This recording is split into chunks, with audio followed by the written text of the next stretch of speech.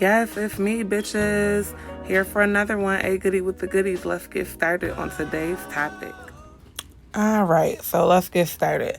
So if you can see, that is the bleach water in the water. I put it in a spray bottle with water, so it's like just a few squirts, like 5 or 6, maybe 7, 8. But anyways, then I added some apple cider vinegar. And that's not the apple cider vinegar that I would usually use. I would use Bragg's, but that was what I had. So after I got the sink filled up, I forgot to record it because I really wanted y'all to see that cool chemical reaction. But I put the baking soda and the lemon juice in there, and then we had our mixture all together. So this is Kylie's hair. She has a lot of buildup in the front of her locks because she just had box braids. So that is why she's getting this detox today, because we want all of that gook out before I retwist.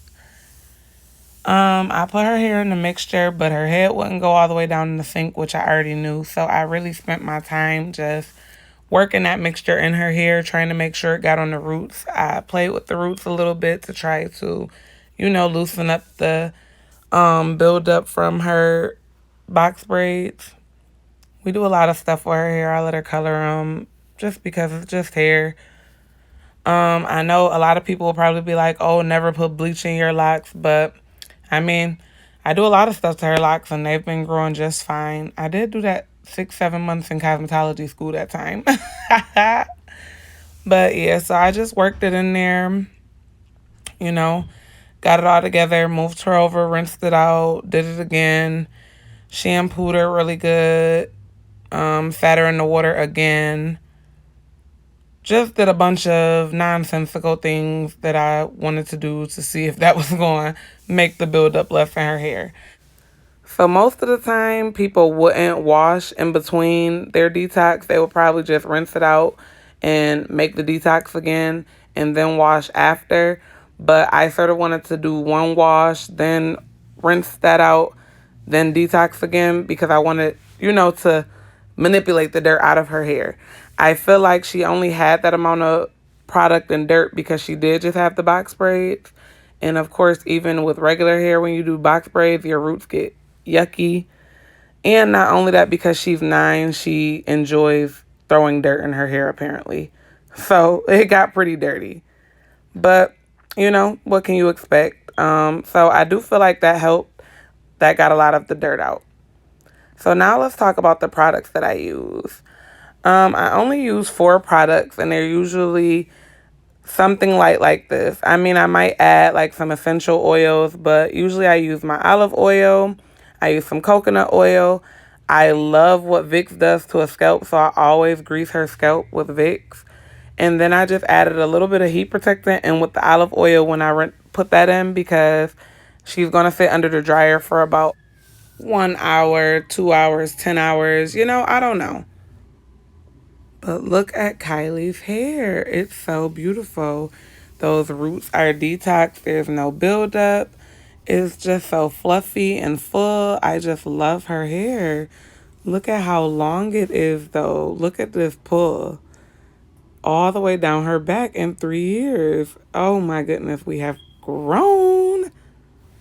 So now that we're done looking at that beauty, now I got started on her hair. So we're in phase 3 of detox and do. And that's the actual do part. So I did the palm roll.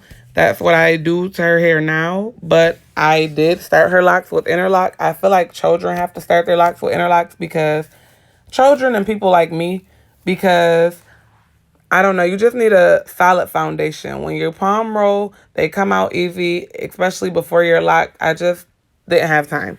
So I interlocked her hair. We've been doing that. We did that for about a year. But now I palm roll. So that first time that I went from interlocking to palm rolling, I had to wait till she had a good amount of new growth, because I felt like the roll wasn't going to take. And I had palm rolled her hair previous to that. But like, maybe if I would have did it in 2-strand twist, it probably would have took. But like, it didn't take because her hair was so used to being interlocked. So I waited till she had a substantial amount of growth. And then I palm rolled. And then they took a lot better.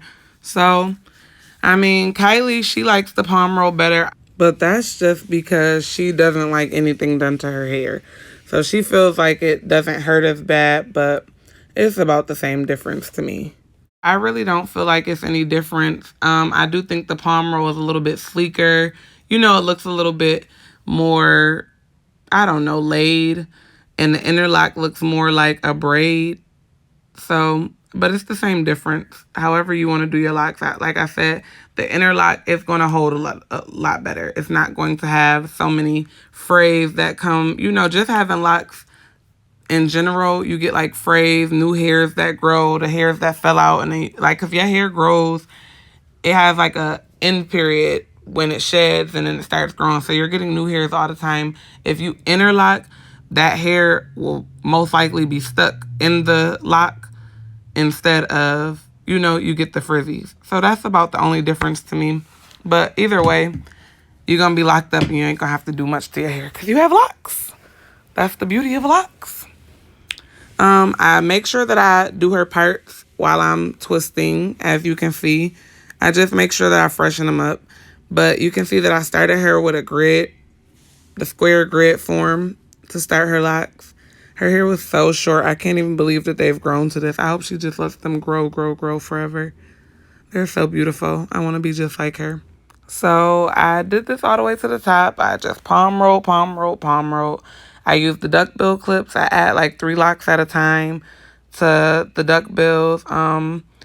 And then I like overlap them so that they have friction upon each other so that they don't start to unravel on the metal. So then I make sure that I add the olive oil and heat protectant to every new section.